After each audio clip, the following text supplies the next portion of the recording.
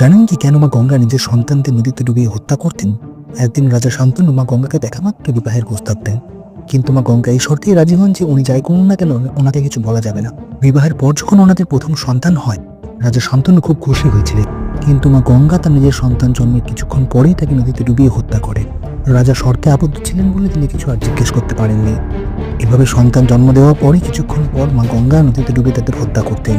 এর ফলে রাজা খুব দুঃখী হয়ে যেতেন। এরপর যখন অষ্টম সন্তানের জন্ম হয় এবং মা গঙ্গা তাকে নদীতে ডুবে উদ্যত হয়, তখন রাজার ধৈর্যের বাঁধ ভেঙে যায়।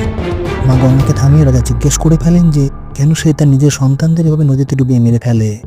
তখন মা গঙ্গা বলেই যে তার ৮ পুত্র বসু ছিল, ঋষি বশিষ্ঠের থেকে অভিশাপ পায় তাদের সারা জীবন দুঃখ সহ্য করতে হবে।